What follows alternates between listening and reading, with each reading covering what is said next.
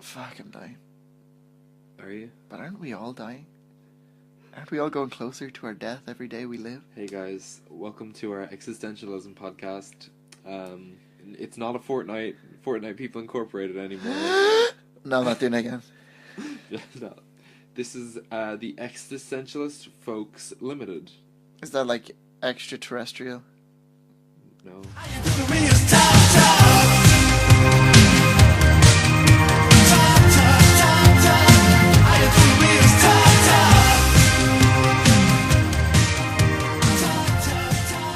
Welcome back to episode 2 of Filler Dialogue. Well, Ooh. episode 2 just started. So it's not welcome back, it's welcome to episode 2. Okay, alright then. You're not the host anymore. Welcome! I have no idea what that title means. He's lying. I've never heard... Okay, are you gonna start giving me titles? I've been meaning to ask you this. Oh, you're gonna do me like that already? Hey, I mean, I feel like if I'm pulling out all the weird jokes about you, I have a big supply of these as well. Yeah, no, that's what I'm worried about. I don't think I could keep up with your supply. It's crazy. It's like you're Tesco, and I'm Lidl. There's just no competition. I can't keep up. Says the man who just tried to put his... Alright, well, so today we're going to talk about some more movies later on. I have a couple of movies. We've got a few segments. Gonna have timestamps for you, lazy. This one's for you. Alright, more shoutouts. Yeah. So last week was Con. Yeah. This week was Lazy. Yeah. Next week is You a bird. Oh, you want me to give a shout out? Shoutouts to all the guys in the world. Inclusive. All 3.5 billion of you. Don't check Only that the statistic. guys? Only the guys. Right.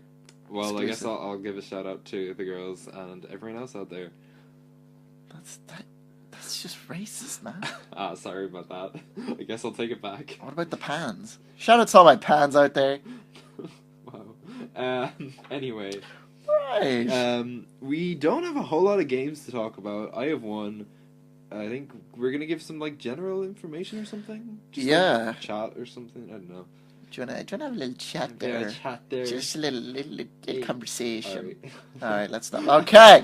So Heroes. Yeah, let's start off with Heroes. So we did talk about the Adrift banner last time. We did. That was all we talked okay about. Banner.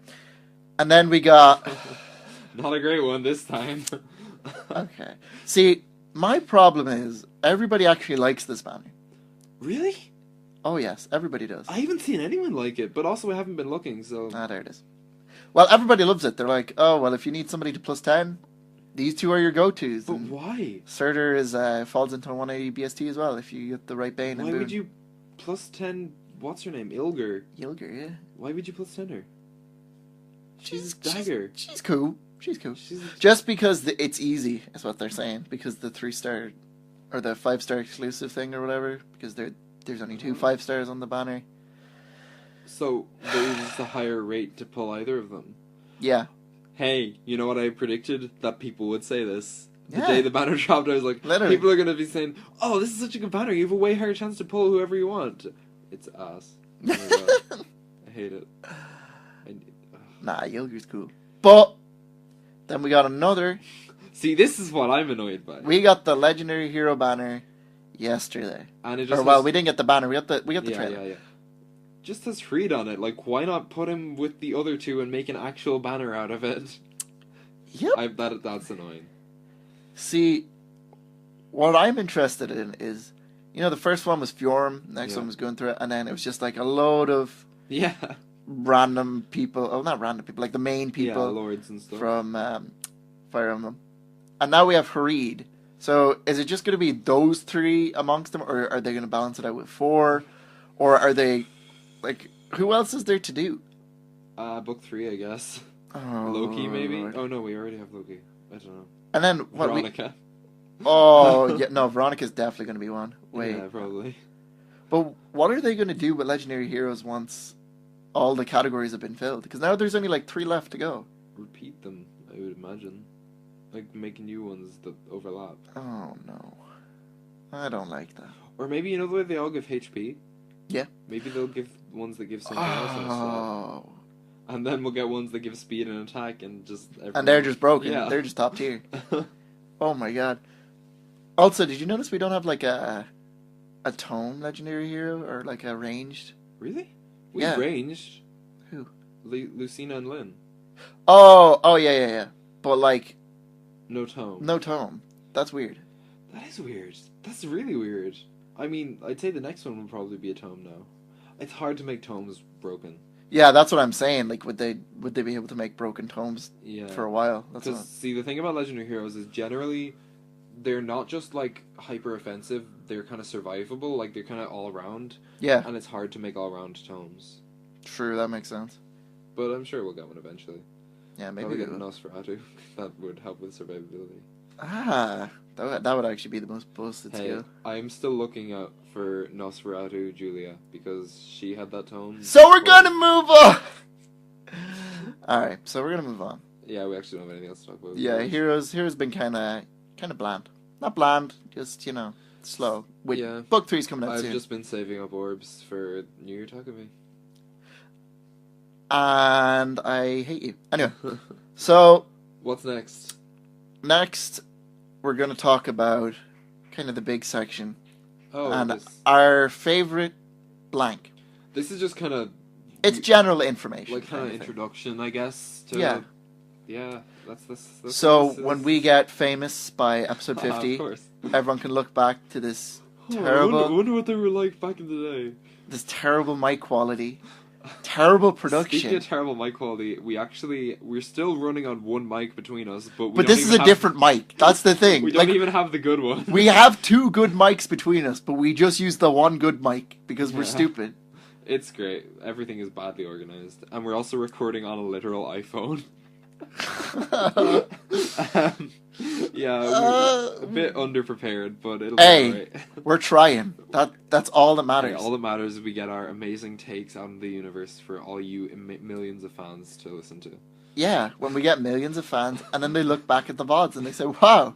Yeah, anyway. Thank God I didn't listen to them earlier. They suck. Anyway.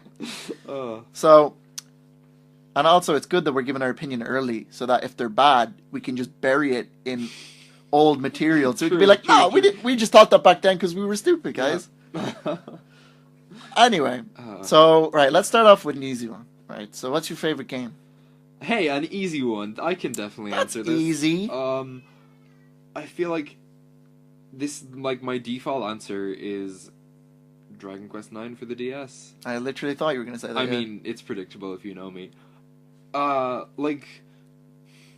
It depends on the criteria, but I think Dragon Quest is the easiest because that's a game that I first played when I was about 10, and I have consistently come back to it, like, ever since. Mm. So it's, like, that's probably... I've played that this year, and, like, I guess I've been playing it pretty consistently for 8 years. That makes it something. But see, the thing is, like, I don't think that game, like, does anything incredibly... But I just love it, and it's kind of like comfort food. It's like... Yeah, right.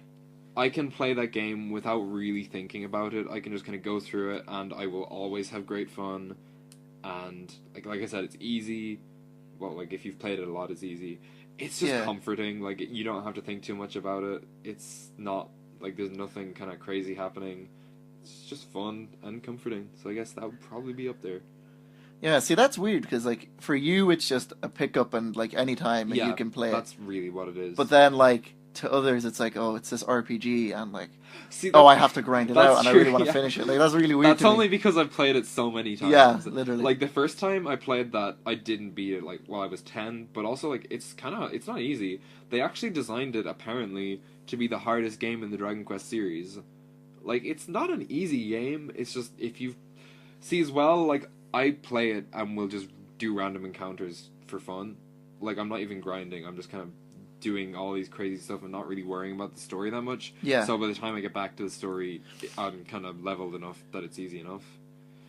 Okay. And, like, I will grind to get, like, fun skills that are, like, really later on that you're meant to get, just because I want to use them. So that's the thing. like, I'm not really playing it for the story anymore. I'm just playing it to mess around in that world. Yeah. Yeah. But hey. It's a brilliant game. I mean, I'm definitely going to talk about it more in the nostalgia section at some point. Not this episode, but in future. Yeah, that makes sense, yeah. And, like, I really recommend it. Anyone should play that. What is your favorite game? Glame? Glame Game? Again.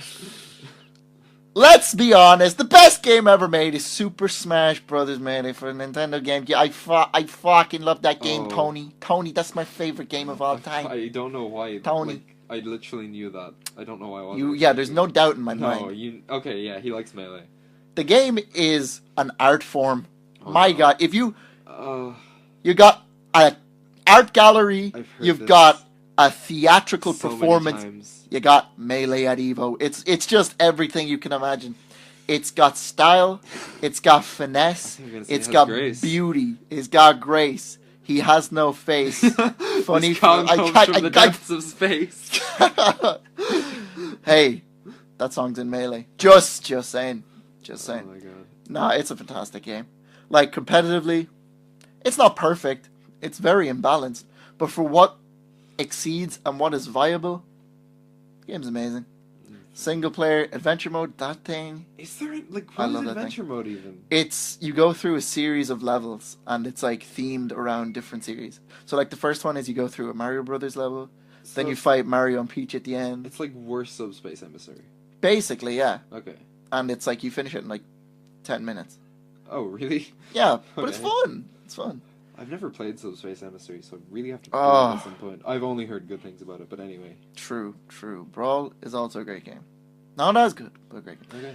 But, yeah, I love Melee. I was a bit in denial about it for a while. I was like, no, it's not the best game. Like, blah, blah, blah. When were you ever like that? Like, literally the first year I noticed it. Before I knew you. This was way before your time. And then eventually I was like, you know what, I'm obsessed with this. Like, I'm watching it. The community is just on my mind the whole time. But yeah, that's my favorite game. And I'm going to link that into your favorite genre, which I'll start off with. I can fighting games. Well, yeah, makes sense. It used to be RPGs. I really like an RPG. A good RPG, solid RPG, can't beat it. But I just think fighting games are so interesting because it's like, if you put 100, 200 hours into an RPG, you don't really have much to show for it.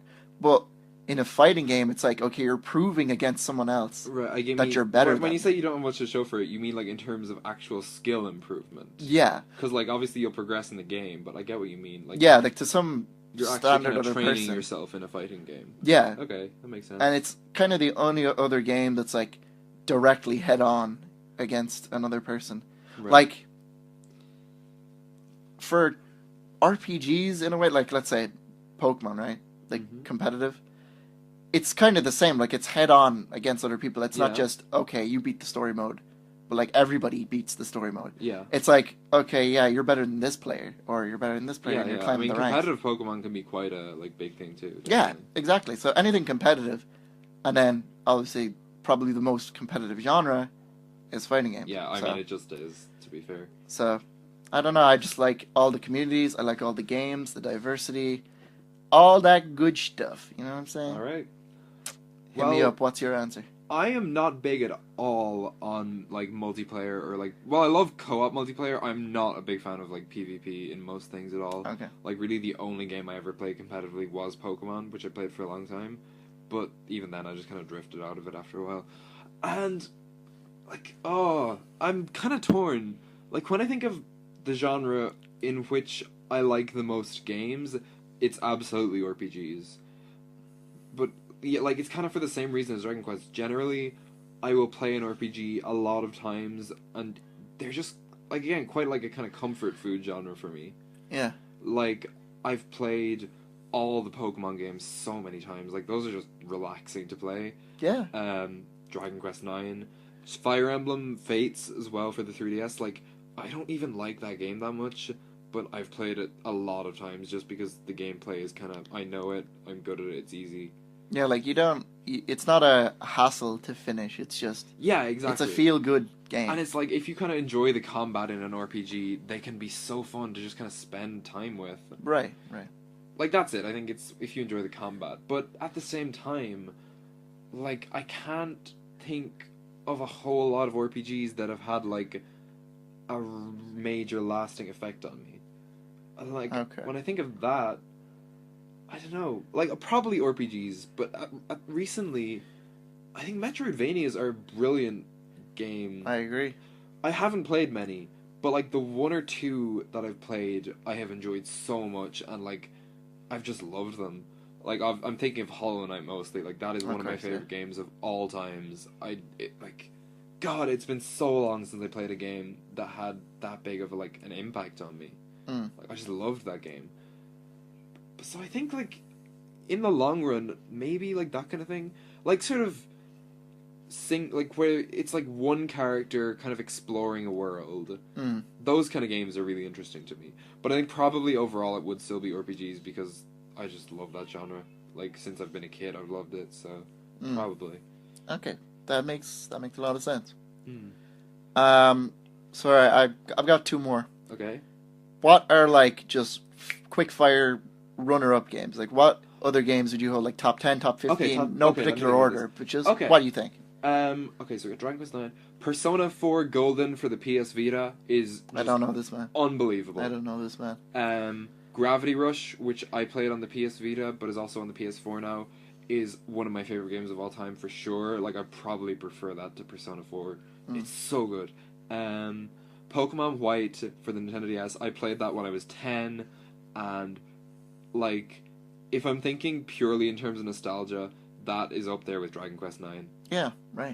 Like I haven't played it in a long time, but I had such an amazing experience playing that when I was 10. Hollow Knight, like I said, I only played it this year, but it's one of the best games I've ever played. Let me think. Shit! Help me! You're under pressure. No. Nah. 3DS games. Oh, okay. Mario Kart, like all Mario Kart games. I love that series so much. They're just fun. Like I want to say Breath of the Wild, maybe. Like it's maybe not up there as much as the other ones, but it's just brilliant. I loved that game so much too. I'll put in one more. I feel like Kid Icarus. I don't know why it took me so long to remember that. I love that game. Brilliant. Like everyone should play that. So whenever you hear this fool criticizing you, remember that Kid Icarus and Persona 4 are in this top 10, so his opinions mean nothing. Okay, anyone who doesn't think those are good games are wrong. Alright, to be fair, I haven't played Persona 4, but I've heard it's good. Oh yeah, he actually has played Kid Icarus Uprising. I'll give my opinion another day. Yeah, we'll talk about it maybe. Okay, anyway. Alright, so it comes to me, number one, we got Melee, yeah boy. Of course. Then, a lot of games I played in the past year are actually phenomenal. Yeah. Xenoblade Chronicles, unreal. One of the best games ever made. Best story of all time. Kingdom Hearts 2, I love that game. No. That game is fantastic. Fire Emblem Path of Radiance, I think that's one of the best games ever made. Okay. Wait, sorry, can I add one more in? I'm waiting for... I mean, there's actually two more. Fire Emblem 4, which is one of my favorite ever, Genealogy, the Holy War. Fire Emblem 8, Sacred Stones, also one of my favorite games I've ever played. Oh, God. I had so much fun playing that game, oh my God.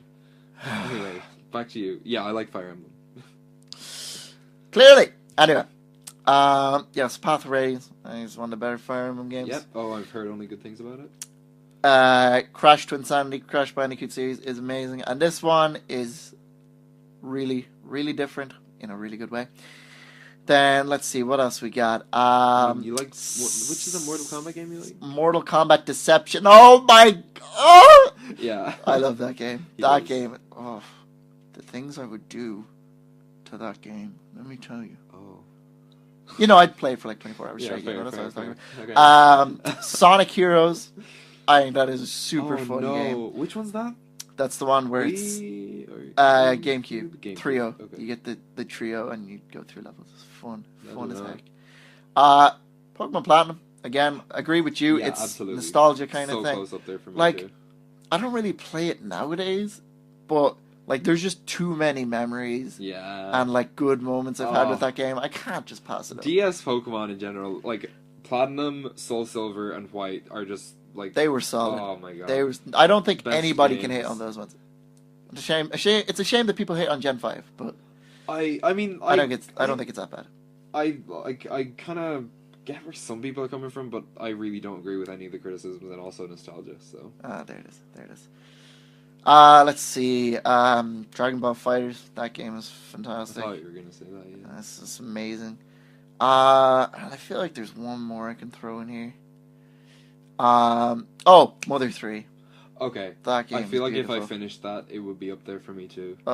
You have to finish Probably that. not in 6th year, but like once I get into college or maybe over the summer, it's gonna get played. I rewatched the ending of that over the weekend, and I was like, this game is phenomenal. Is that what you were talking about? That it leads into a perfect segment. Hey, that was a lovely segue. Wow. I was actually going to talk about something else. I can't remember. Favorite something. But Hey. we'll talk about this. So, last time we talked about Deltarune. We did a lot. And now I've had a bit of time to reflect. Are there going to be any spoilers in this? No. Okay, Not great. in this section. So, the game was... Actually, you know what? There might be a minor spoiler, but Okay. it's just about, at the end, talking to different characters. But Okay, all. that's not a massive Yeah, it's spoiler. not a massive one. Yeah. So, I thought about it, right? And I was kind of comparing Undertale to Deltarune. Mhm. And I was thinking, you know, Deltarune is kind of in its it's in a different game kind of Yeah. thing. You know, it's whole Like a different universe. kind of thing. overworld. Yeah. Even in the story and then like the whole gameplay and kind of thing. Like it's similar, but it's different. Oh, yeah, okay. But I think it's a bit weird because I checked out the Q&A thing that Toby Fox did. Yeah, yeah. And he said that the spare and killing everybody kind of mechanic won't affect the final Yeah, I saw that as well. final ending. Like, it's gonna be linear, pretty much. Yeah, so, and then he said he just kept it in because it's fun or whatever. But see, the other thing is, he said that Deltarune was gonna be linear, but we saw that I actually got a different ending to you because I accidentally killed a character in my Yeah, run. yeah. So, Like, he's I'd saying say he this, might be trolling, but, honestly. Knowing Toby, he's probably doing something mad. Yeah. But, something I thought was interesting was I also rewatched the ending of Earthbound over the weekend. Was this the original? Earthbound Mother 2. Mother 2, okay, yeah. So, it's the one with Ness in it. Yeah. And I completely forgot, but when you beat that game, a similar ending happens where you go around and talk to everyone, like all over the overworld. Okay. And then I kind of started to like compare Deltarune and the Mother series and stuff, and I was like, wow, this is obviously why I really love those games, because the Mother series, I've played Earthbound, Mother 2, Yeah. and Mother 3. I didn't finish 2, but both are just excellent games. Okay, yeah. And then I played Undertale, Deltarune, and I think those are great games too. Yeah. But it's just, I think Undertale does a lot of things weirder in comparison. Like, weirder as in just different or worse? Worse. Really? Yeah. I mean, but it's not going for the same effect. Oh, no, I understand that. But it's just, it feels like the guy who created the Mother series, Shigesato Itoi, he was like the stories and the characters and everything that he made and developed and stuff are just incredible. Like, they're on another level. And I think it's interesting that Toby Fox can replicate, like, kind of, like, not replicate the characters, but the same kind of feeling of, like, the unpredictability. Right. And the story writing and, like, the humor and all. Well, I mean, he said, like, Undertale, they're so influenced by Earthbound, like, absolutely. Yeah. Like, his first project was Literally. the Halloween hack. Yeah. Yeah. But there's just a lot of small things that I felt both of them kind of didn't really do. Like, for example, even in the humor, right? So I know a lot of people's favorite characters in, like, Undertale and Deltarune are, like, Papyrus, he's popular. Yeah. Undyne. Okay, yeah. Alphys, would you say Alphys? Like, do you like Alphys? I mean, I liked every character in that game. Alright, and there it is. This is a bad So example. I'm not, yeah, I like them all. But I guess Alphys is probably less popular. Yeah. But I think, like, those characters particularly, I really didn't like. Because... All of them? All three of them, yeah. Damn! Because... Even when you were like 15 when we played this? Yeah, literally. Wow. Because I felt like they were too, like, not dumb, but random, you know? And... Like, out of place, maybe? Not okay. necessarily out of place, but, like, the way they acted was really random. Okay. So, like, Papyrus would be talking, blah, blah, blah, and then, you know the part in Undertale where you're hiding behind the lamp? And then he's like, oh, yeah, look at this lamp. It's Oh, absolutely yeah, perfectly yeah, normal yeah. or whatever. Like forced, sort of. Yeah, like Okay, I it goes against appreciate your that. expectations, but like it's really dumb sometimes. Yeah, that's kind of the brand, but I get where you're coming Like from as well. it's, I get like it's not meant to be realistic, No, I do. but there was a lot of those moments that took me out of the game, and I was like, that's weird. Wow, I'm really surprised because 15-year-old me like ate that shit up. I loved that. You fool! But no, but I think Deltarune is kind of headed in the right direction. Yeah. Because there was a lot less of that, I noticed. Okay. There was a lot, like Susie, for example. She was just, throughout the whole thing, she was very serious. Yeah, And definitely it has a different tone. Yeah, and like, Lancer defied your expectations, like when Susie was being mean to her and all, and then he's like, oh, yeah, blah, blah, blah, blah, blah. No spoilers.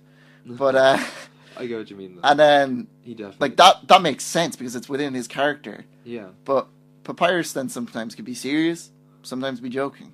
Yeah. And then back to serious. And it's like, I don't know which one to follow. Whereas, like, even I know what you're saying, with Lancer, like, the kind of really, like, humorous stuff at the start is actually justified later on. Yeah. Like, you kind of find out, oh, this is why he was acting like that. Exactly, yeah. And, yeah, that's true. I feel like the characters develop way more naturally in Deltarune. Yeah. Hmm. That's just something I noticed. Yeah, that's actually a good point. But, can't wait for those chapters to be released Yeah. in 2095. And anyway, we've talked about this the last 2 episodes. I'm sure don't worry, we're not going to talk about Yeah, this yeah, again. no. That's all I had This to is say. not on going to be a Deltarune. Deltarune podcast. So this week on Deltarune. Alright. What's next? So next we got, was I going to talk about Limbo? you or can do you talk, want to go back? you can talk about Limbo. We can talk about Limbo and then go on to the next section.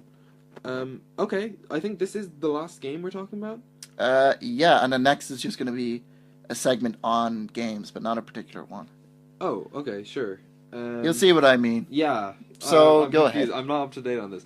Okay, I played Limbo, and I feel like I need to give the creator of this game because it just felt very personal. It's an indie game, obviously, but like one guy, Arndt Jensen, had a huge say in all like of the projects of this.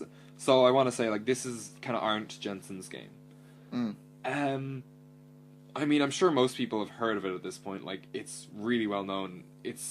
People just know it's good, like, and for good reason. It's really good. Okay, I'll start with the kind of visual stuff that I really liked. Obviously, the whole game has this really, like, kind of dull palette. Like, it's all black and white and grey. Not always black and white. No. That's a banger. And Anyway. when I saw footage of that, I was like, oh, it looks kind of boring in comparison to Inside, which is what came afterwards. But Is that made by the same people? yeah, Okay, it is, same okay. studio. Okay. But having played it, like, that's actually such a big part of it. Like, the mood, I mean, like, Limbo, the idea, like, this kind of, I don't know, really weird space. But, like, yeah, it's unclear, and it's kind of in the middle, as the idea with Limbo, I suppose. But, not only is the colors really interesting, like, it kind of makes everything drab and, like, dead feeling from the start, but the backgrounds can kind of be really misty sometimes, and sometimes you just kind of see stuff moving in the background that nothing ever happens with, and you're like, whoa, and it kind of adds to the atmosphere, and sometimes you see stuff moving in the background, and then stuff does happen with it, which kind of, it's suspenseful, because you've seen before stuff has happened, and other times stuff hasn't happened. Yeah, so now you don't know what to do. It's not you can't giving trust stuff anything. away. That's good. That's good. I like that. The visual, like, it's just really, really good visually. The whole thing sticks to the aesthetic, and it just pulls it off really, really well. Like, it's simple, but really effective. Something I think is interesting is Yeah. this game came out in, like, what, 2008, 2010? Like, it was early. Really? 2010? Early indie. I'm pretty certain Damn. it was early I mean, indie. I know it's old, but wow. That's crazy if it's Like, been this that is long. this is like when indies started to, like, take off. Like, this was years ago. Wow, that's really impressive. Like, it's a brilliant game. It's held up so well. And, like, if it was made that, like, Okami was made around the same time, and, like, you're looking at this big, like, I'm not going to go off on Okami again, but, like, you're looking at a really big game that does not hold up compared to an indie game that could have been made this year and would, like, nothing would change. Like, Wow. It's so good. Like, I thought maybe it was 2014 or something, but jeez, I did not know it was that No, early. I'm pretty certain. No, I it's think early. you're right, because, like, Inside came out in, like, 2017 or early 2017, and, like, takes a while to develop an indie game. True, true. But, yeah. So, onto the sound is actually kind of what struck me most about the game. Kind of like what I was talking about last week. Like, that game knows how to use silence. Mm. There are moments that are really quiet and so powerful, but generally it uses sound really good for the atmosphere. Like, that game is just about the atmosphere, and like usually there are really silent parts, but usually there'll be like all these really quiet sounds happening in the background that kind of add to it. And like, if something is happening, there will be audio cues as much as visual cues for stuff. Mm. And there are some moments where the sound kind of amps up a bit. I'm not going to say much because I don't want to spoil it, but like, there are moments that are just made like so memorable because of the sound that's going on in them, and like moments that are going to stick with me for a long time just because the sound design was so good. Wow. It's only about like, it took me maybe 4 hours to finish, and that's because I got stuck on some of the puzzles. Speaking of, the puzzles are hard, but never punishing. That's something I really love about it. Like, sometimes, generally, they're more hard to actually figure out what to do than accomplish. Mm. And sometimes you can spend ages just, like, doing the same stuff over and over. And the game really forces you to, like, think outside the box. And there was a really, really early puzzle, which I was stuck on for, like, I don't know, 40 minutes almost. And I backtracked and found the way to go. And I was like, okay, this is something I'm going to need to keep in mind. I feel like this will save me later. But it doesn't, because the game keeps finding new ways to challenge how you're thinking about it. And it's so impressive. Like, it doesn't repeat itself at all. Every single puzzle you come up against is, like, challenging you in a really new way. And I made a point to not use a guide, because, like, I feel like for something that's trying to push you so hard... You want to get over it yourself. Yeah, even just kind of, like... I don't know, even from when you start the game, you feel like there's something kind of special about it. Mm. Like, I didn't want to use a guide. But, yeah, the puzzles are so good, and, like, they can be hard, but I managed to figure out every single one, and I'm not good at puzzles. So, like... Anyone can do them then. I reckon, no, like, don't let it put you off. Like, hey, person out there who stopped playing because the puzzles were hard, you should play more. Wow. You know who you are. We know you. We have your number. What was I going to talk about? So the sound. Yeah, there are just moments like that, and the music is really good in certain parts, and yeah, it's just so good. There was this one moment in the game that kind of defined it as, this is incredible. There's this mechanic, it's kind of like an obstacle type thing, that gets introduced pretty early on. And I'm not going to say like what exactly it does, but it basically kind of messes with how your controls work. And the first time you're trying to figure it out and you're like, what is this doing? Oh my god, like what's going on? And eventually you figure it out and beat the puzzle. And then it recurs a couple of times. And what at first was messing you up completely becomes something that you just deal with. Like, this happens, you're like, oh, it's one of these sections again. And you just do the puzzle and deal with it. And then, about 3/4 of the way through, it has one of these segments again, but it flips it. You think you know what's happening, and it flips it completely around, and something just shocking happens, and it uses this thing that you have been kind of desensitized to just kind of, like, mess you up so badly. And I was like, this is actually just genius. It's doing it so well. And I'd say anyone who has played the game knows what I'm talking about. It's the kind of emotional moment where you think something's going to happen, and then the segment kicks in, and you're like, oh my god, I did not know, like, that it was ever going to be used against me like this. And yeah, I was just like, I love this game. Mm. Wow. It was so good. And it's programmed really well, like, the physics feel nice, which is, I just wanted to mention, like, in something that does everything else so well, it wouldn't be surprising if something like that suffered a little bit, but Yeah. the physics feel so good. And the kind of the build up toward the end and the payoff is all just really, really good. And like I said before, this game feels like something kind of personal.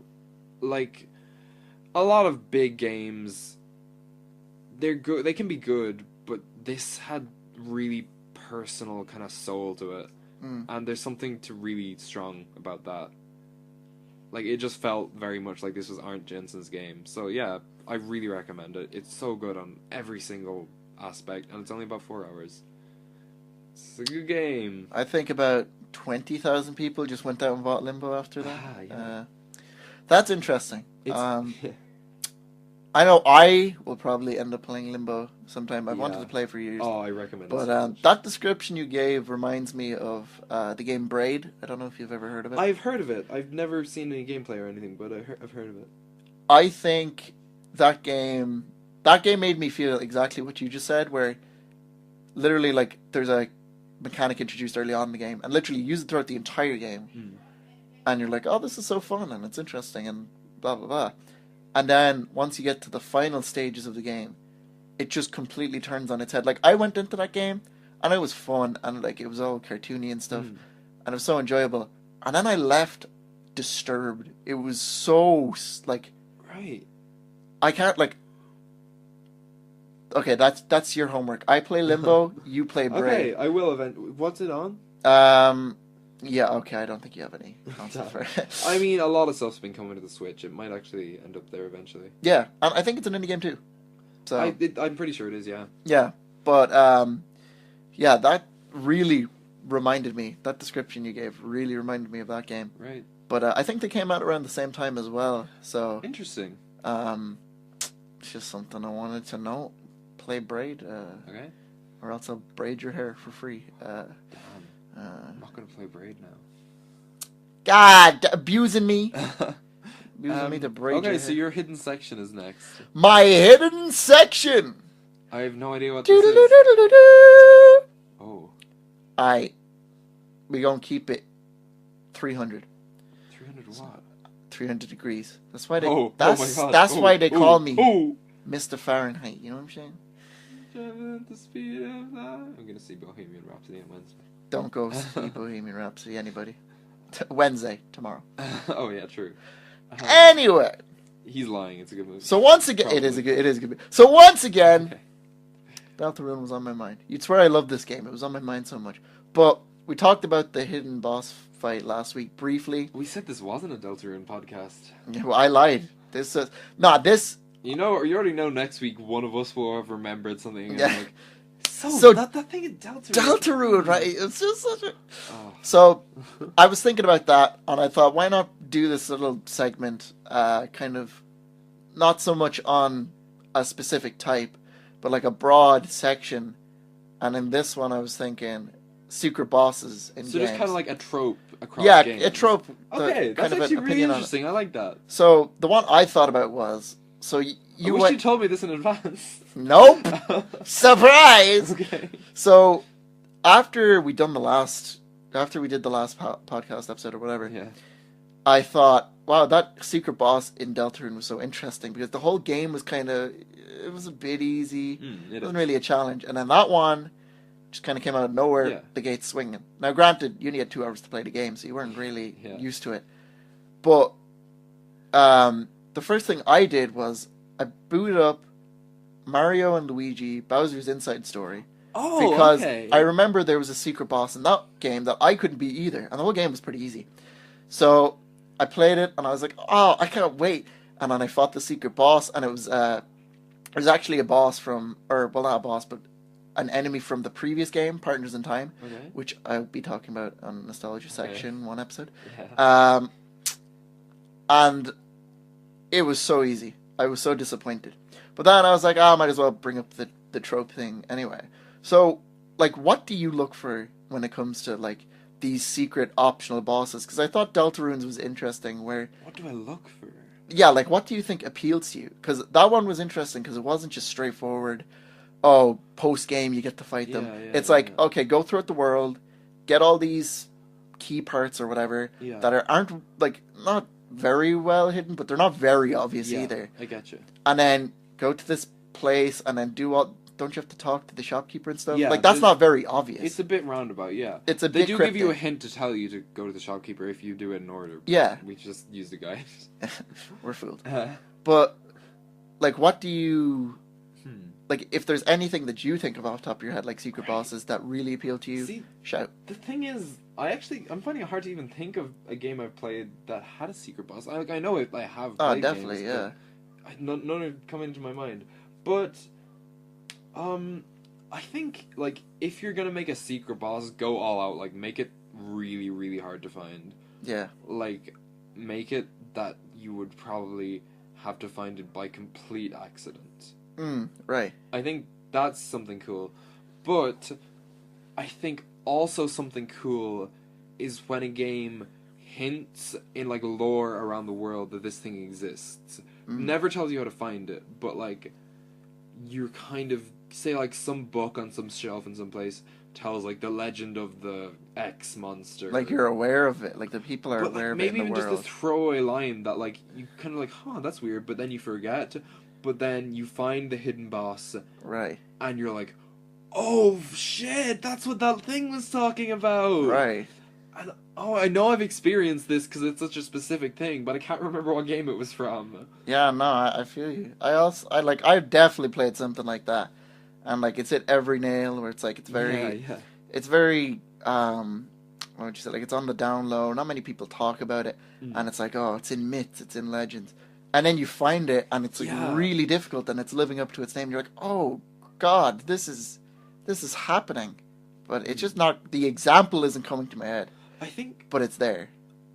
I don't know if this counts, but Persona 4... Ladies and gentlemen, what did I say? Don't take this man's opinion. Look, like, that's just a great game. It's a generally held wouldn't opinion. Know. Anyone who's played it that I know has said it's brilliant. I wouldn't know.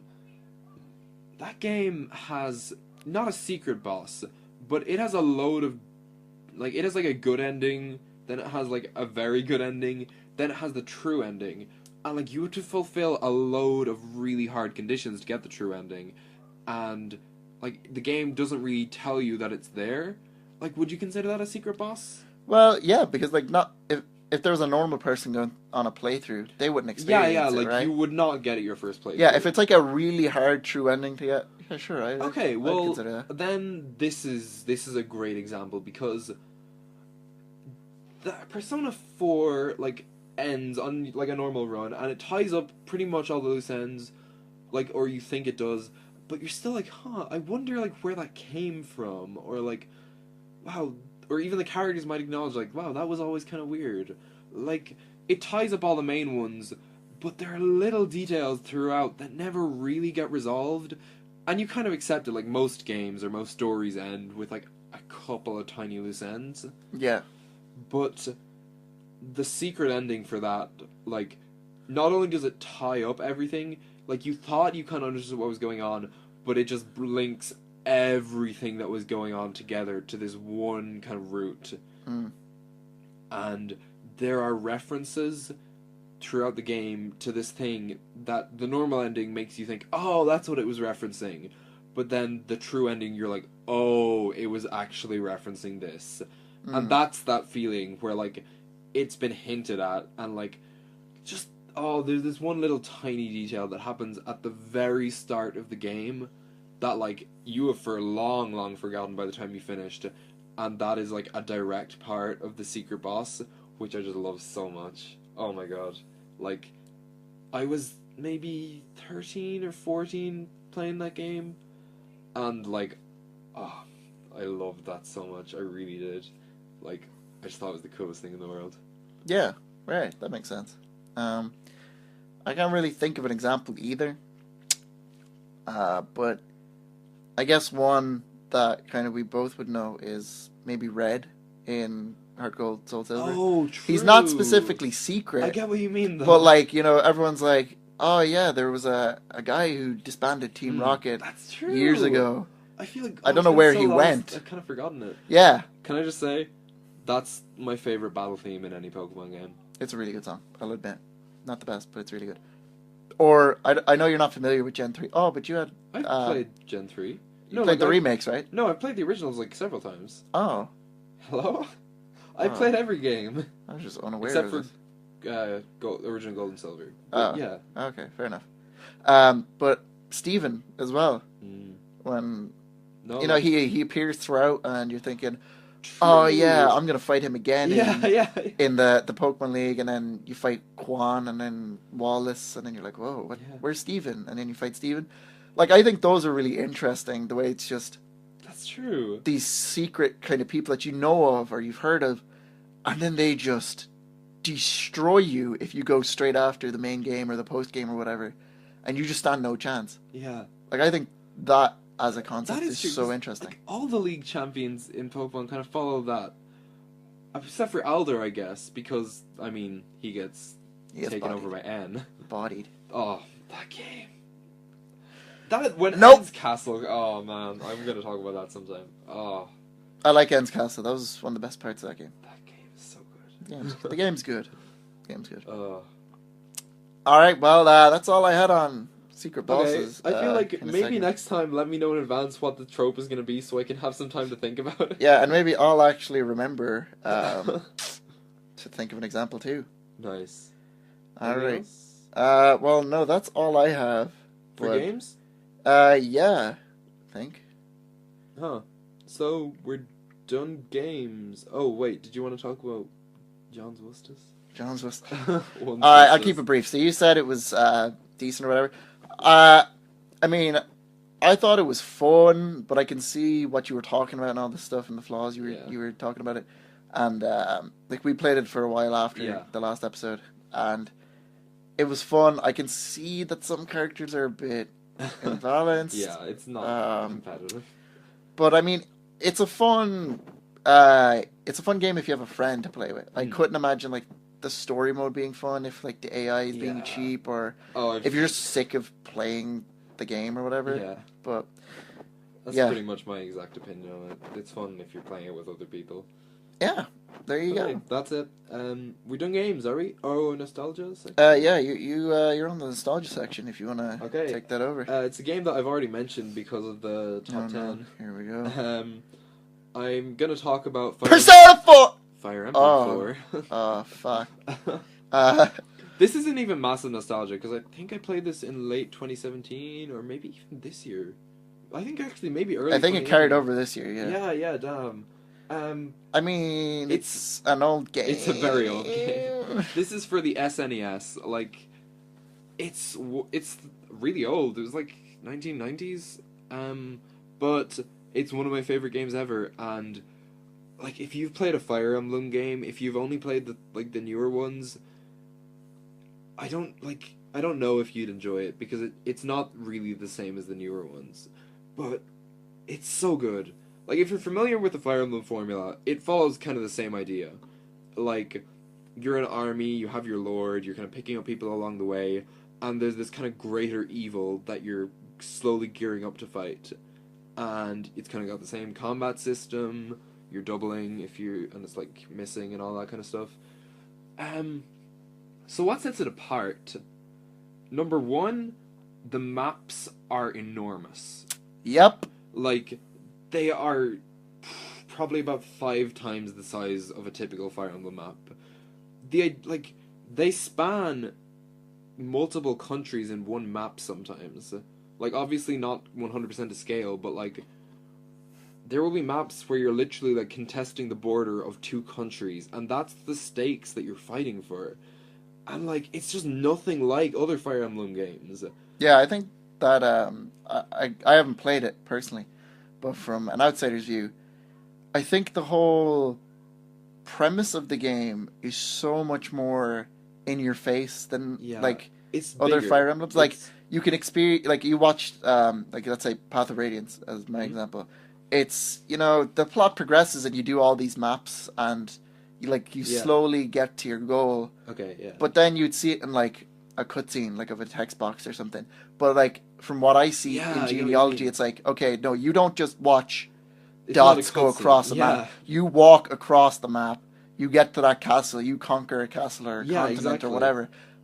And that looks pretty cool to me. It is just a great feeling. Gameplay-wise, I don't know if that would appeal to me. Okay. But I can see why it would appeal to One of the others. big criticisms of this is that, like, you will waste many turns every map just kind of traversing. And, like, most maps would take you well over 50 turns to beat. Like, Glenn just froze. That's a big number. No, but it compensates because it's got not a lot of chapters, right? Yeah. It balances out in the end. It has it has like maybe 16 no, less. Wait, even. what? It's like 14 chapters. I thought there was like 10. A little more. What? That's still a lot, though. Yeah, I mean, most Fire Emblem Like- games have about 30. But wait, okay, hold on. Doesn't Sacred Stones have like 25? I never finished it. Oh, lol. I think it's got like 24, 25. Right. And I'm not like you entirely could clear sure. those maps in like 10 It might turns. be 12. It might be 12 or 13. That's It's around there. Like 12 to 14. Oh my god, how is anyone meant to finish Oh, it's this? a long game. Oh, Like, you clearly. have to be committed, but, like, I loved it. And like I said, like, a turn takes a while. Like, you're moving a lot of units over this huge distance. And, like, the maps are just so huge. Like, one map, which is kind of, if you haven't played Fire Emblem, that's basically a level. Like, it might take you 3 hours to beat or something. Like, if you feel like if you're gonna be impatient with it or like kind of expecting something really fast paced, it's not that.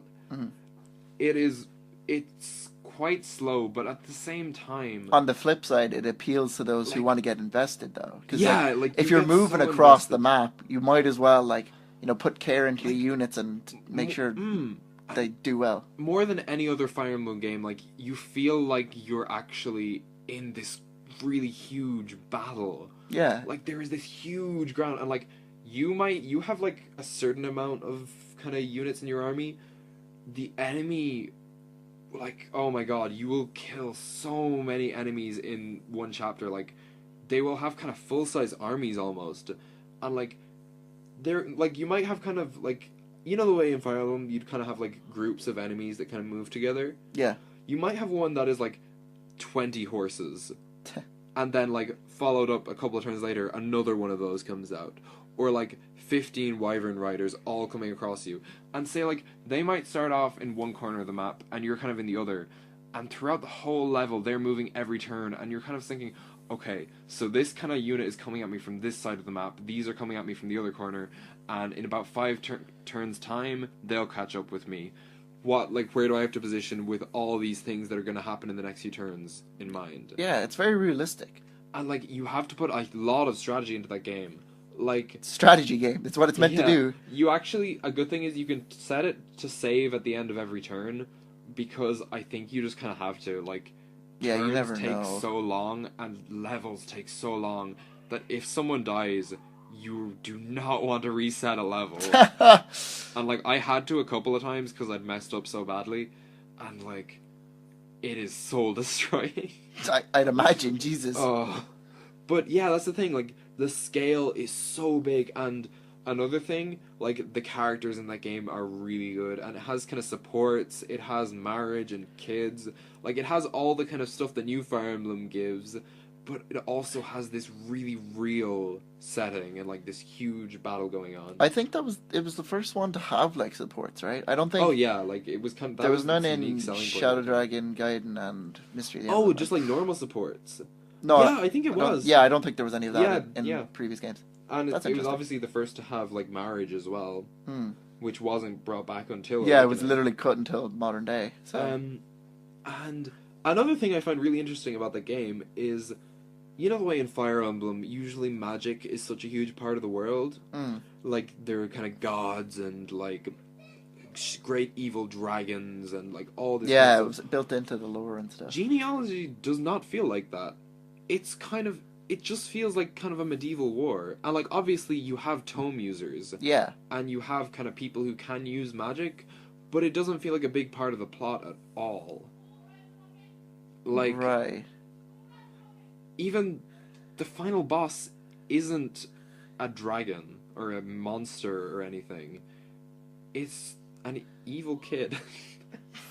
No. Wow. But like, it's so interesting.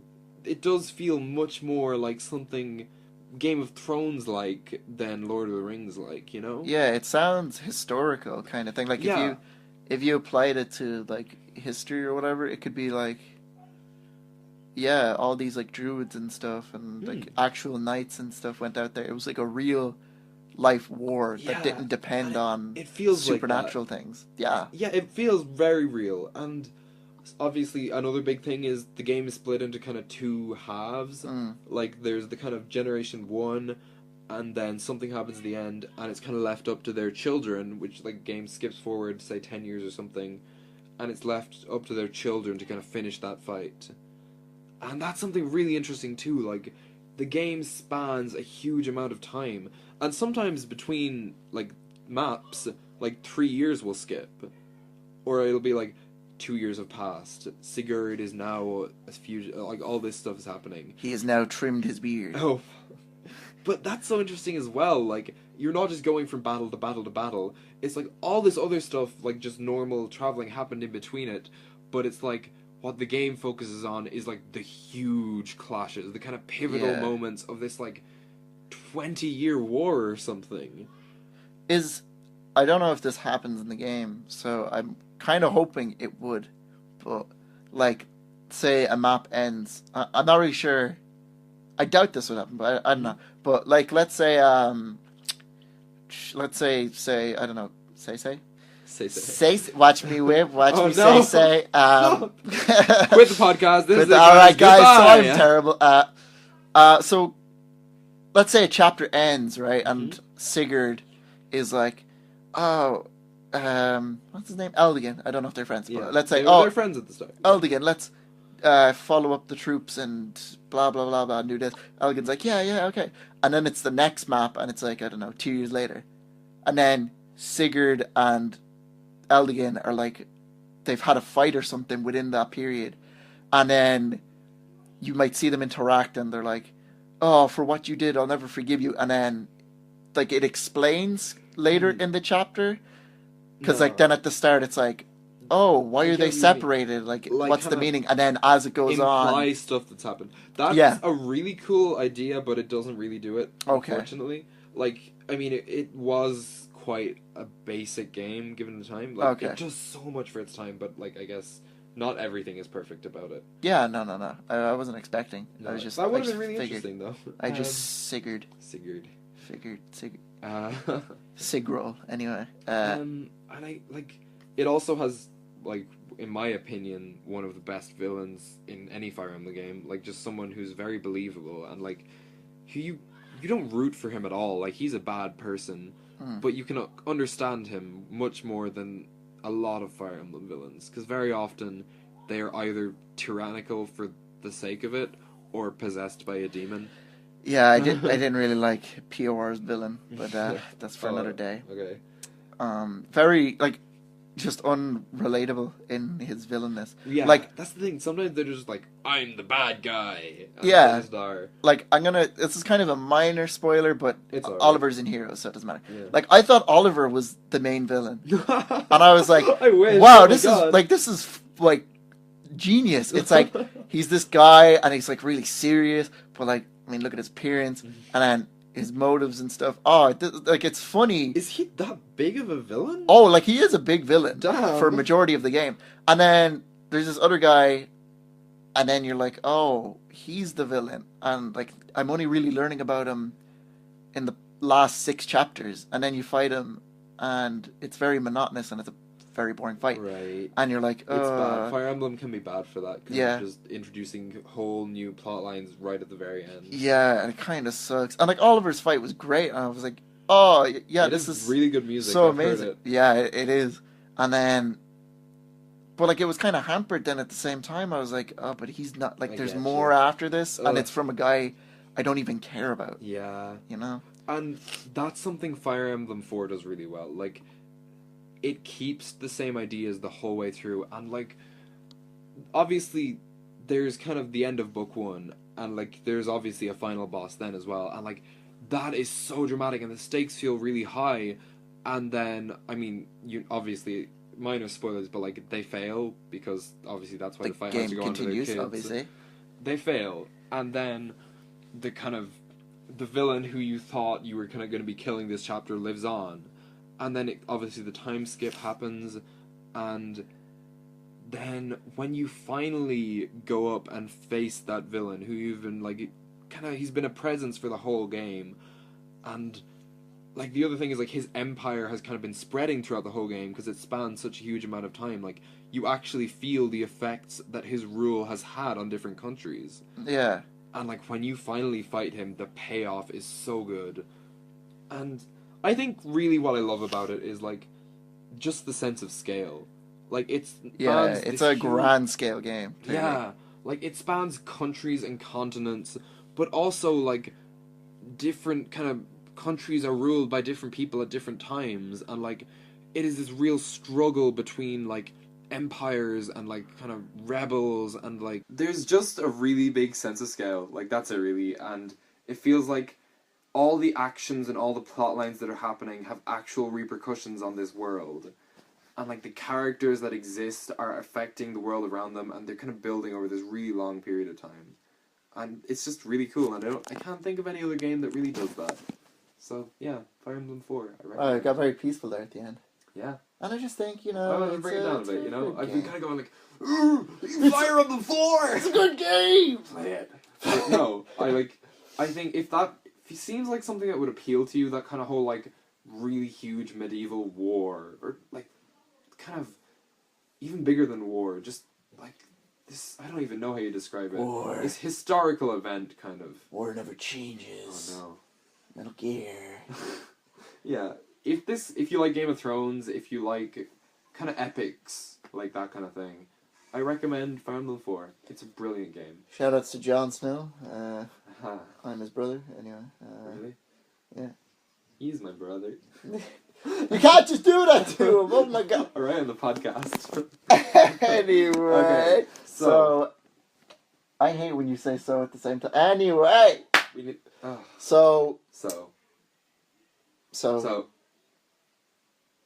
Yours. Yes, yeah. Anyway. So. You wanted to move on to not a movie, the little not section. A game, but a weeb comic. Hey, it's a Japanese comic. Wait, what's it called? Land of the Lustrous, or Hozeki no Kuni. And what is it? What type of media is it? It is a comic. It's a what? It's a comic. It's a what? It's a comic. It's a what? What do you want me to say? It's a what kind of comic? A Japanese comic. And what's a Japanese comic also referred to? He wants me to say manga. Oh! Hey, I like comics, and I like some Western ones, and I like a couple of Japanese ones. Yeah, let me think. Like Land of the Lustrous and I Reach My Hero. My hero. Anyway. No. Yeah, no, you go off. Okay. I'm going to go to sleep for this section. You actually probably will, because not only am I going to be talking about why it's good, I'm going to be talking about why it's gay. Oh, is this why they have prominent asses? That wasn't the angle I was going to be taking. But they have prominent asses. Damn, Answer my question. They're there. Okay. The author generally includes pictures of them on the inside covers without I mean, they're also gemstones, so there's nothing not appropriate. But yeah, right. She does enjoy featuring a little booty. Yeah, that's pretty much it. Anyway, don't we all? Author is Haruko Ichikawa, and she's very good. Even knows the name. Jesus. I love this. This is one of my favorite pieces of media ever. I love this. All right, go ahead. I own the art book. I know you did. Jesus, yes. Okay, so like I said, I caught up with it, mostly to give me an excuse to talk about it. It's actually gone on hiatus for a little bit. It's back now. So I only had 4 chapters to catch up with. But, okay, so it's brilliant. It's so good. But a lot of people who like it are like, hey, look at all these cute gem girls. And this is going to be pretty elitist of me, but I'm going to say, well, that is not why you should like it. What are you saying? There is so much going on, and these are not cute gem girls, because, I mean, there are some very overt queer and gay stuff in that. Like, okay, they are literally non-binary. Like, they're not male or female, which is really cool that all the protagonists are non-binary. They're also all like look like girls and they have intimate relationships that are almost romantic. Like, it's just pretty gay. You can't avoid this. Damn. Okay, I'm listening to this now. But there's a lot of kind of more subtle stuff, like thematic stuff, that can be read as really queer and gay. And I want to go into that because, like, you can't ignore that. Like, it's a part of it. And I feel like a lot of people do.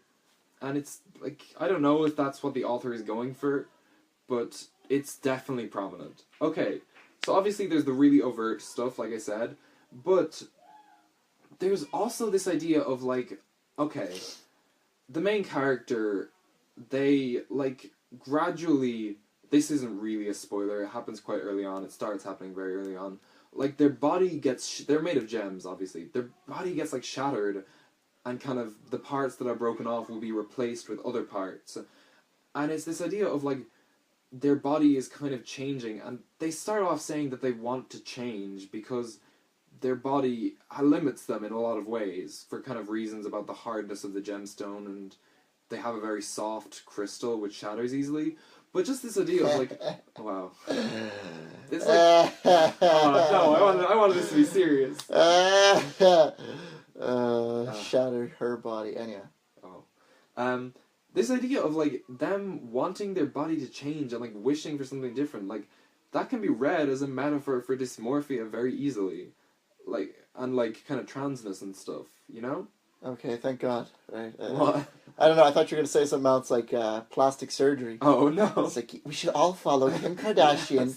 Get those changes, girls. Nah, Okay. No, at least like, there's a serious message here. yeah, and there's a lot of that. And even, like, later on, this character kind of starts seeing things a very different way to their peers. And, like, starts kind of feeling trapped where they are, and eventually they escape to a different place. I'm not going to spoil anything because it's a really brilliant story. Did they open the door? They were trapped and then they escaped by opening the door? Sure. God, that was difficult. What was it? Yeah, like this kind of, and their peers kind of start maybe being uncomfortable around them, and like that is also an issue that a lot of kind of trans and anyone like non-gender conforming people would experience. Like, not a direct kind of reference, but it's something relatable for a lot of queer people, I think. Yeah. Which, and there's a lot more beyond that as well. Like, I had a lot of stuff prepared, but there's a lot of kind of like interactions with their friends and like how people view them and the kind of effects that it has on them and the people around them as their body is being changed. And I think a lot of that can be seen as a parallel for things that trans people go through. And I think it's very important. Like I said, I don't know if this is the author's intention or not, but a lot of people relate to this and feel very strongly about this. And I feel like it's kind of important to acknowledge that this is an aspect of what it is. Yeah, only so many things can be a coincidence, I suppose. Yeah, and like, it's just all. I mean, I don't know anything about this. Yeah. But from what you were describing, it all kind of adds up. But like, I've seen people just kind of be like, "Oh, look at the girls," and like, it's just kind of ignoring all this subtext that's there, and kind of, I know it's not really taking it away from people who read it that way, but in a sense, it is kind of devaluing their interpretation of it a little bit. Right. And it's important to kind of accept that that is part of it, and not just be like, "Oh, look at the cute gem girls doing the things." Things. And, okay, beyond all the kind of queer metaphors and stuff like that, there are some really other crazy themes in it. Like, the character, Foss, like, their body is, obviously it's changing, but in a sense it's also kind of being mutilated over time. And, like, they're being replaced by parts of other things, and it's like, this idea of, like, how long like, what's the point when they stop being the person they were? And it deals with kind of, like, the psychological effects this has on them, and like the physical effects, and there's still elements that relate back to like the transes too, but it even goes beyond that, and it's sort of saying like what constitutes humanity in these creatures. Like, they're not human, but they have these like deep intimate relationships that are almost love, and they have some really toxic relationships too, and like there's mental health issues, and like they're literally living rock, but like it's exploring all these really human things through things that aren't human, and they can't die, and they're kind of alive forever, and it's looking at like age and death as well, because they encounter these creatures that are flesh and blood, like they do die, and it's kind of this idea of like trying to comprehend death, and like that story just deals with some really, really heavy themes, and it does it really, really well. And yeah, one more thing I want to say that I found kind of funny, that I don't think was intentional, but I don't know, I found it funny. At one point, later on in the story, something that is kind of a straight relationship shows up, and it's awful. Like, it is just objectively, like, the author portrays it as a terrible thing, and I was like, oh, that's kind of funny. Nah, this definitely isn't ironic. This was all meant to be. Yeah. Damn, episode 2, and we're already hitting them hard. That was the heaviest thing that I want to talk about, but it's brilliant, and it just deals with so many powerful themes, and like the plot is very slow, but a lot is moving constantly, and it's just all about the characters, and like it's about humanity. I think there's a lot of stuff that is about LGBT stuff as well, but at its core, it's just kind of about humanity, and it is a lot more than cute gem girls. So yeah, I recommend, and don't put it down to nothing, because it's good. But if you still like the cute gem girls, you like the cute gem girls. Go ahead, I guess, yeah. Yeah, I mean, that all sounds very fascinating, because all I've seen is its art style, and it's weird asses that you've shown me, but I have not shown you, I don't know what you're talking about. I'm exposing you right now. FBI, you know where this man lives. I have the art book. I sent pictures from that because it was cool art. Because it was cool art. Yeah. Cool art from behind. Yeah. Hey, I'm not. Never mind. Yeah. Thought so.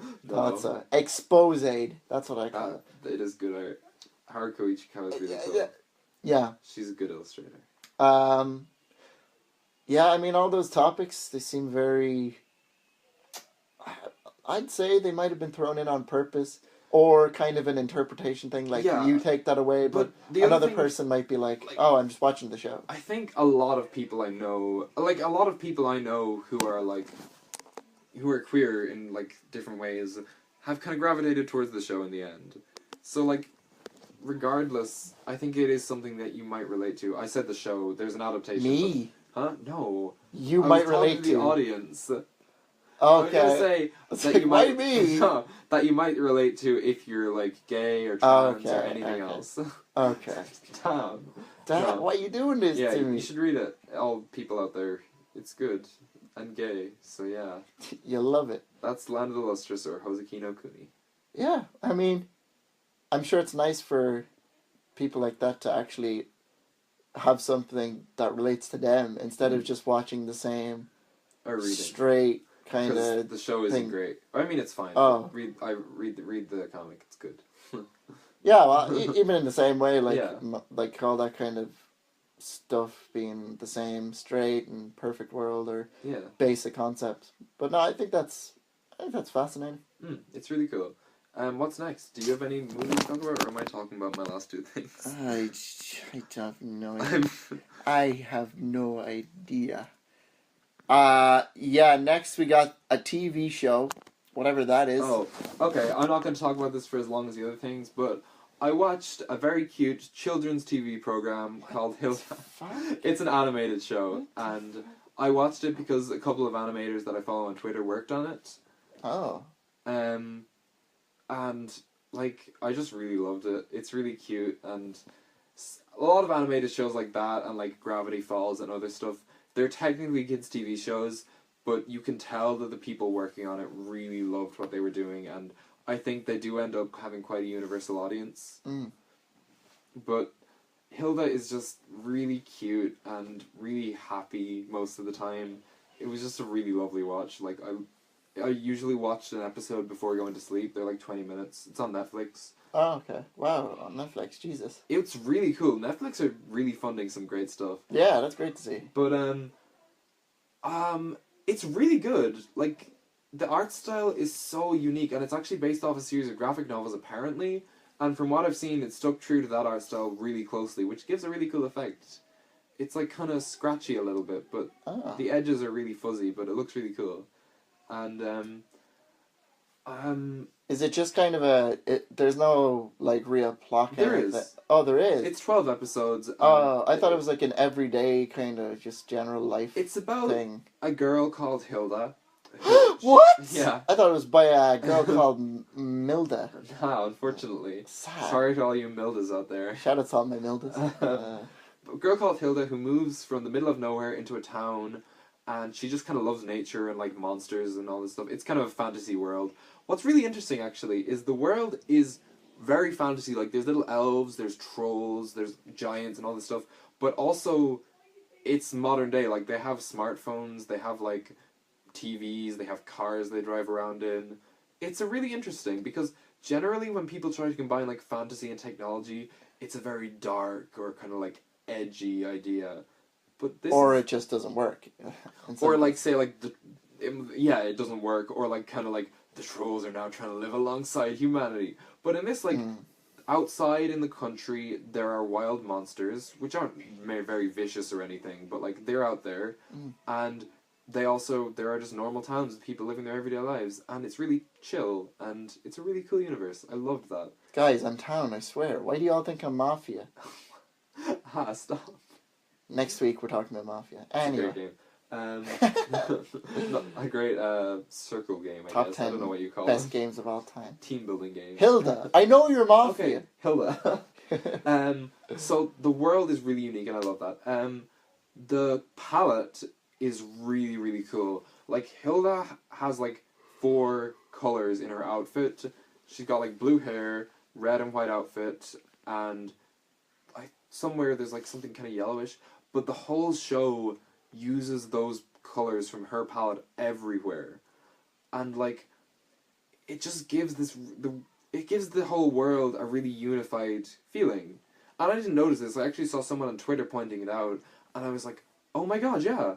That's why it has that feeling about it. Like, it feels really warm, and, like, the whole thing just... it has a lovely atmosphere.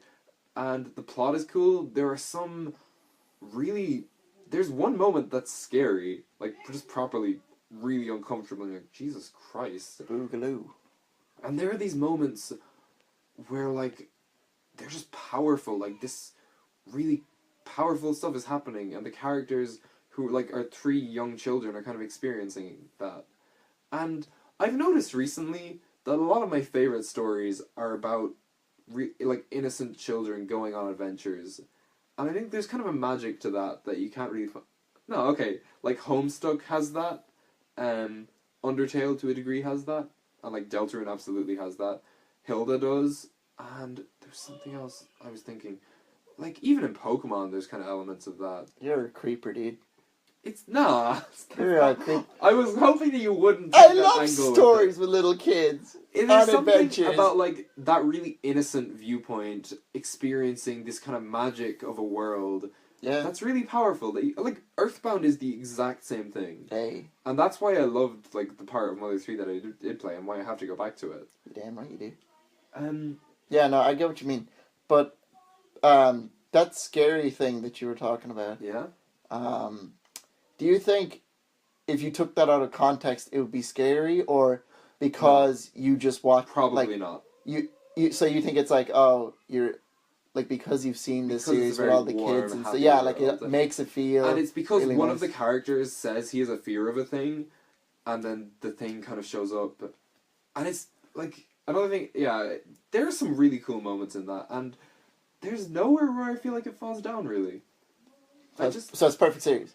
I'm not going to say it's absolutely perfect. It just does everything. Then name something that's wrong with it right now. I've heard some people say that like it kind of dances around sort of darker topics, but doesn't really go into them because it's a kids show. But I think it's quite nice that it just has this really happy, wholesome vibe throughout the whole thing. You think it's a masterpiece? I really do love it. It's one of my favorite, Oh. it's definitely my favorite animated thing that I've seen. And it's just really happy and nice, and the characters are really, really good, and it has two, like, really, really strong female leads, which is something that isn't in a lot of kids' shows. Yeah. And it's just got this really lovely dynamic between the main characters. It's just happy and nice, and I really recommend it. Is it English based? It's Or is it Japanese? Oh, no, it's Canadian and English. Like, Oh, it's okay. made across England and Canada. Yeah, yeah. Which is interesting, because some of the voice actors are English and some of them are Canadian. It's really cool. Root beer, I really recommend it. It's really just maple syrup, happy and lovely. Sherbatsky, That's not a Canadian accent. I don't know what you're talking about. Nice, Mr. McCool. Now you have to bleep his name! No, I don't. It's only a surname. He's gonna... No, you got... If you don't bleep his name... Shout out to Mr. McCool. Oh my god! This is all gonna get cut, don't worry. This is all gonna get cut. That's Hilda. This is all gonna get cut, it's fine. We're kind of running over time, Jesus. There is no set time. Uh, Nah, this was like the length of our last episode. It's okay. fine. So now you just have one more thing to talk okay. about and I can shut up Do again. you have anything to finish up with? Because I don't want to just the last, 40 minutes just be me talking. I watched Brooklyn Nine-Nine Saturday. I've never seen any of this. It's a Netflix show with Andy Samberg from The Lonely Island in it. Well, it wasn't originally a Netflix show, right? There's like a remake of it that's a Netflix show or something? I have no idea. I just watched the first Okay, episode. we're both idiots, so Yeah, I we're feel both like idiots. people are definitely going to point out how stupid we are. Sure, look. But I love The Lonely Island. I think they're cool. The Lonely Island, it's a band. Oh, okay. They're like a mock band. Like they do funny videos and stuff. Oh, okay, cool. And Andy Samberg, I expected from a series that he is the main character in it to be just hilarious and stuff. And the first episode wasn't really that funny. There was a few small funny parts, but not throughout the whole, not as many as I thought there would be. At the same time, a lot of comedy shows start slow. Yeah, no, true. I'll have to watch the next few episodes, but no. Aside from that, I haven't watched anything. All right. So we had a segment plan. I'm gonna say this because now he's committed to it after I put it out on this. Yeah, episode. true. We haven't said it, so Okay. I wasn't technically committed. From the start, before we even started the podcast, we had a plan that we'd have a segment where I get Glenn to watch a movie that would generally be considered really good or kind of famous. He's lying. And they're not good. I mean, he hasn't seen any of them yet. He suggested 5 Nick Cage movies. That's actually not true, but it is something that I would do. Fuck. Yeah, so we had a segment plan where I kind of give Glenn a movie that is famous or whatever to watch, and then the next episode, so say this episode, I could say, so Glenn, next episode, you're going to have watched Star Wars Episode 4, A New Hope, which is what he's going to watch for next episode. And then next episode, he's going to give some interesting opinions on it. Just to give context, I don't like movies. I feel like we established this. Oh yeah, no, we established it. Since we're getting our opinions off our chest in this one. Basically, I don't... Not that Are you going to say why you don't like movies? I'm down for this. I mean... Yes. Yeah, sure, why not? I mean, movies are fine. It's a form of entertainment, and I understand why people like them. But they take so long to watch. Oh my god! Precious time playing Melee. Exactly. I could spend an extra. I'm not even joking. Yeah, no, literally. I could spend an extra hour wave dashing, but here I am watching fucking Luke get thrown off the what's the egg in the sky called? The Death Egg. No, that's from Sonic. The Star Wars thing that was based off of. It's called the Murder Star. No, it's not. It is. It's not called the Murder Star. It is. No, it's not. You can look that up right now. It's not called the Murder Star. It's called something else. It's like the the Battalion Star or something. The Death Spire. The Starry Night. By Vincent Van Vincent Gogh. Van Gogh. Hey, welcome to our art podcast.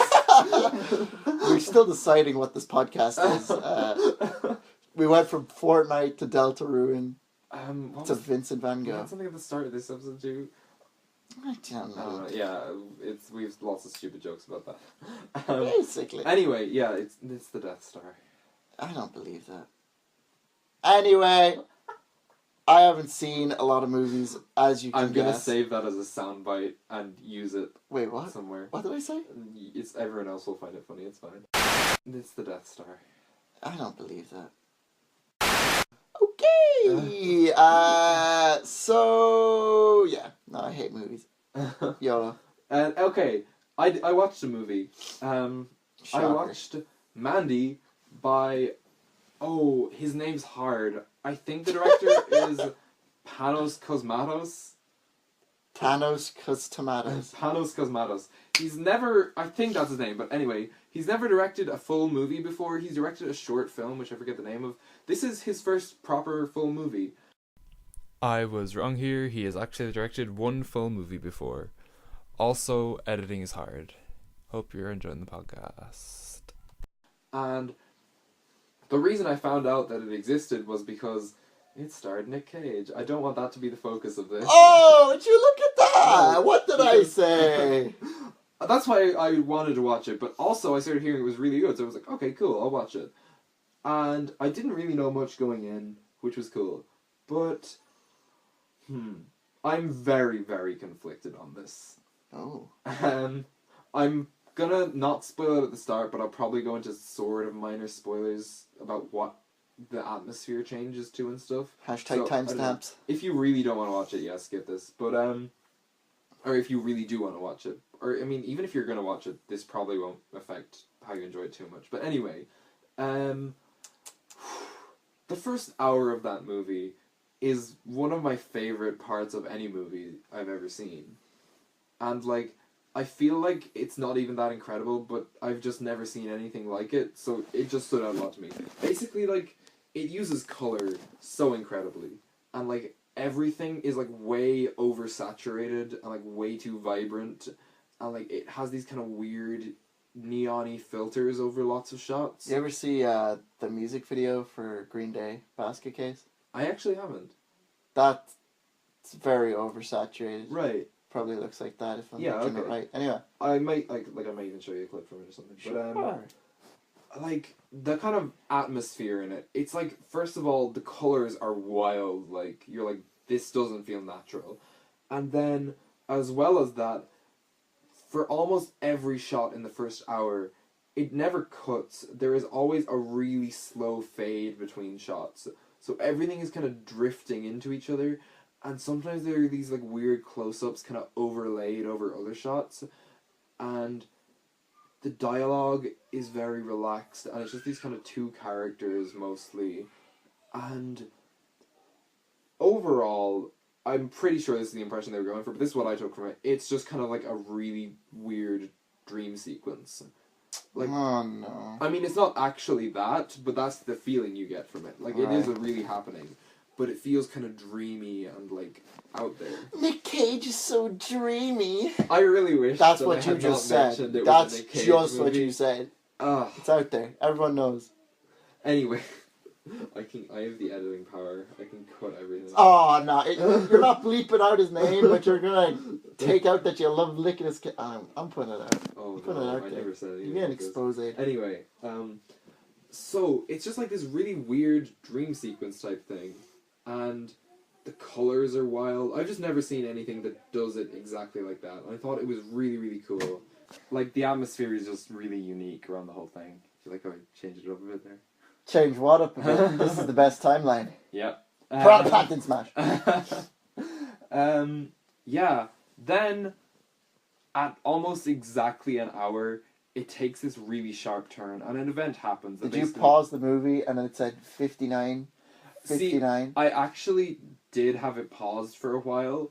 Like, I got into a conversation with someone, and then I was like, okay, I'll unpause it. So, like, about almost 20 minutes passed between, like, the first hour and then when I, like, went back to it. So I guess that made it even more clear. But anyway, it's not really relevant. Okay.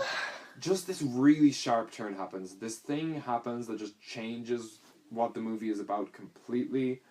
And you thought you knew what was going on, and suddenly the weird colors kind of stop, and there are these really long shots of just kind of Nick Cage freaking out. You're loving it. Well, see, usually this is what's funny about Nick Cage films, but I just had this feeling like, oh, that's what this movie is. They want Nick Cage to do Nick Cage stuff. Like, I mean, if you've seen any Nick Cage films, you know he's famous for, like, these kind of really stupid expressions and, like, crazy noises and, like, oh, it's Nick Cage doing a Nick Cage. Yep. And I was really disappointed when it started doing this, because I was like, the first half was really serious, I loved the atmosphere, and now it's just kind of Nick Cage freaking out, and they're just like, you can tell, they're like, hey, Nick Cage, do your thing. And normally in, like, a shitty Nick Cage movie, it's like, oh, hell yeah. It's like, they actually had something really powerful, and I was so frustrated. Oh, wow, that's so unfortunate. I thought I had it then, I was like, oh, they were just going for this. And then, this really kind of out of place, just crazy, unexplainable stuff, he just starts doing, like, okay, he wants to kill some people, he has a gun, but he literally goes into, like, an old-fashioned forge out of nowhere and forges this, like, ornate silver axe, like, by literally, like, making a cast, pouring in and you're like, where is this? How does he have all these materials? Why is he doing this? None of this makes any sense. Seems very inefficient if you have a gun right there, Nick. It just started making kind of no sense. And then he goes and has this really weird conversation with the character, and, like, the conversation feels weird. It's, like, really purposely cheesy and, like, over the top. And then, from then on, the movie just starts being really absurd. And, like, just this kind of non-connected, really weird stuff starts happening. And it's like, oh, I've seen this before. They're just trying to make it, like, just feel really weird and kind of funny. And again, I was like, well, it's not what I thought, but I've got it figured out now. Wow. And then here's another one. Starts getting weirder and weirder to the point where it's like, I actually have not seen anything like this before. Like, there's a point where the main character is in a place, like, he has a thing to do, and then he gets into his car and just drives away to a completely different place for absolutely no reason. Like, there is no reason. And then the thing he had to do at the start is in this place suddenly. And it's just like, what? Then there's this one sequence where, like I said, there are parts at this point where, like, it's gone, the kind of weird neonness has gone away, but at the same time, there are parts where this is creeping back in, and there is this scene where he's talking to a guy who has never been in the film before. He's just appeared in this one scene, and the scene is a close-up on this guy's face, and he's, like, monologuing about what has been happening to Nick Cage and what is happening, and it's, like, this really subdued, no emotion, just this guy talking, and Nick Cage just staring at him, and it's like, what is going on? And then there's, like, a tiger, and, like, this really crazy purple background, and then the final scene is the wildest, craziest thing I have ever seen, and by the end of it, none of it makes any sense, and I'm like, okay, I liked the first hour of this probably more than most of the second hour, but then it kind of took a change, like, oh, I've got to figure it out. Took another change, oh, not what I was expecting, I still haven't figured out. It just keeps taking these really weird turns, and it's like, okay, this movie is actually just the craziest, most disconnected, disjointed thing I've ever seen, and I kind of love it by the end of it. Of course. Like, this guy Panos Cosmatos. Thanos. You haven't even seen that movie. We all know what happened. Like, I genuinely feel like he's kind of a genius. Wow. He's made, like, the weirdest film I've ever seen, and I really liked the first hour. I would love a film that was just that atmosphere. Yeah. But then the later half, you still got Nick Cage. Like, there were some parts that I feel were unnecessary, but genuinely they added to my experience because they just kept throwing me off again and again. And, like, it makes you feel uncomfortable, but not in, like, a traditional way, just because, what is actually happening. You have no idea. And you will, I feel like it is so crazy and such a trip, like, that you will either love this movie or be like, what the actual fuck am I watching? And either way, it is a really, really worthwhile experience, because it's insane. Oh my god. Like, you won't see another movie like it, to be honest. So, I think people should watch it, just because it's just crazy. Sounds very trippy. It's so... oh, it's so weird. I just really actually love that movie by the end of it. Whew. So no surprise, he loved the Nick Cage movie, because he loves Nick Cage. If you skipped over that because you wanted to, like, avoid minor spoilers, I guess that's the impression you took from it. Yeah. You do like Nick Cage. We all know this. It's no secret. That was a Nick Cage movie, and I did like it. Those are two facts, I guess. The end. Ladies and gentlemen. That's Mandy. That is the grim adventures of not Billy, but Mandy. That Mandy's actually his wife. Wait, what? Okay. We're not going to dissect No. this any further. I'm just glad we have this episode done. We had a real scare there. It was flawless production. Amazing mic quality. We're gonna have better mic next time. Next week is going to be the real first episode. Yeah. Will the real first episode please... Anyway. We had the best recording system ever that was not possibly going to fail us and get deleted. And we had... No little brothers. We had no interruptions. Hashtag Hoodie Allen, that's a great song. And segments that were flawlessly decided upon before this episode. Hey, it might have been a mess, but hope you enjoyed. We don't have a finishing catchphrase, even though we still have a name. Ladies and gentlemen, thank you for listening to this filler dialogue. You can suck me. Yeah, sure. I don't know. Keep filling that dialogue. Keep that filler on the printer full. I'll dial your log. Oh my god, this has got to stop, man. You need serious, Well, serious help. see ya. Goodbye.